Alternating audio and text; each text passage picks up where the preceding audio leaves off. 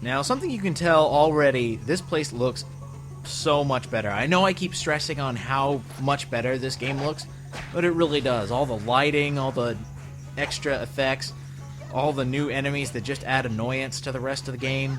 You know, just the little touches to give it that extra amount of stupid and fun at the same time.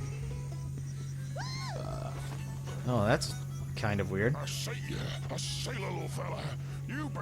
Something I realized with the audio is they took the old audio, they touched it up a bit, they made it sound nicer, and brought it into this new one.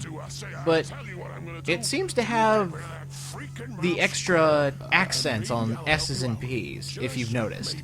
You may not be able to hear it over my constant talking, but maybe sometimes you hear it in my commentary when I maybe accent an S too much, or have too much of a P on the P's. It just sounds like it sounds newly recorded, but you can tell it isn't if you compare the audio to both games. So, I don't know how they did it. Maybe they made it sound too nice. Maybe this commentary is just too good commentary. Maybe these voices were too good. Now right here, you notice how much this was nerfed? Look how easy it is now. All these crates are so much smaller, they will never hit you. I mean, unless you deliberately walk under them, they are not going to hit you at all. That's one of the many, many, many ways this game was made so much easier. That's kind of disappointing. I mean, I already complained that this chapter feels like an eternity, but watch this. Nope, just gonna skip right past you. Oh, hi, how you doing? Oh, we'll just skip right past you too. Later. Look how easy that was! No problem whatsoever.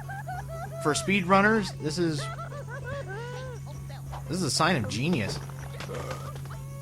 That was nice. Ooh, I'd like another though, if that's okay. I missed the cross-eyed mouse. He was a lot funnier to make fun of.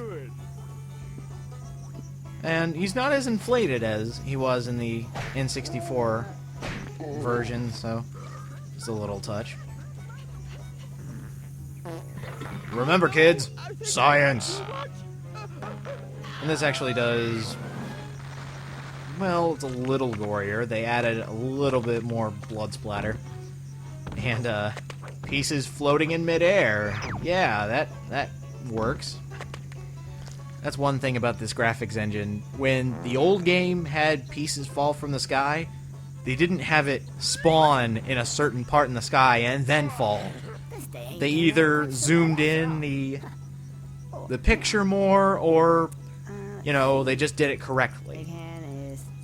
And yes, they made it so that you cannot see the clock very well in both versions, unless you have an all-seeing eye like I do.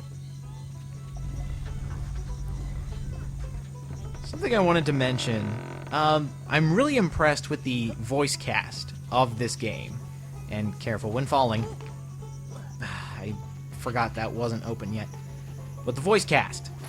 There are a total of 3 people that do the voices. Yes. All the voices are done by a total of 3 people. Yeah, you. Apparently there's something real neat inside this. You have I can't quite see it myself. one guy do the voice of a boss we'll get to later. You have someone that does all the female voices. And then every other character that you hear is one guy. Chris Sivor. Or Sivor. Sivor? Sivor. Like these 3 right here, it's all Chris. 3 different voices. In fact, I think in total, he voices about 20 to 25 characters in this game. And they all sound different? That is insane. Not only does Chris do most of the voices, he actually did most of the work on the game. Programming, screenplay, all that good stuff. For both versions of the game. So, when I was complaining in a couple videos ago that the voices didn't really match the characters, I forgot to mention that they are the same guy. So I can't really complain. I really like the work that this guy does, so oh well, can't really bitch about it.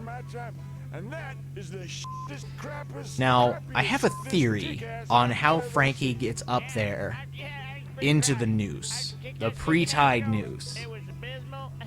I am just thinking, somehow, in the short time span that Conker's just standing there watching this, Frankie goes all the way around the barn, goes out the door, goes up to the roof, even though that door isn't open yet.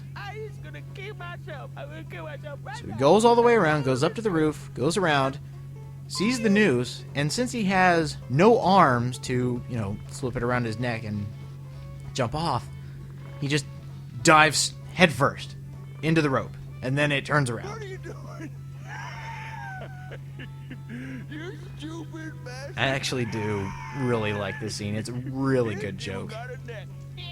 Very, very funny. They make fun of low intelligence people. No offense if you have low intelligence. Oh, you probably wouldn't get that joke anyway. Hey, Nick, I read the description. In fact, I ain't got an esophagus. Oh, diddle damn. I'm gonna be up here for some time. This is the prime example of, cartoon logic being put into a video game, and I love it. Something that you can do with the eyeballs of the newly deceased hay bales is kick them. Now, I don't know if this was intentional, because one of the eyeballs I kicked there, I squished next. And if any of you have played Sonic Next Gen, Sonic 2006, you know that sometimes when you get hit, you can't pick up the rings, you end up kicking them. I think the same applies here. Not a terrible reboot, but just that little graphic terrible. So, and I was trying to see if that giant hay bale was up there, and nope, he does spawn from nothing. So,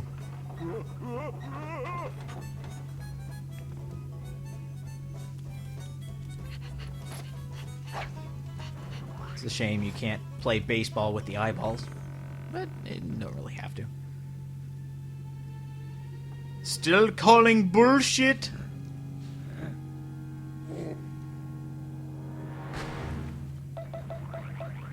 So my nemesis is defeated. Well, looks like we got a boss fight in the next episode. There are actually a lot of bosses in this game. It's me again. And it's really good variety. This is probably one of the reasons this is one of my favorite games.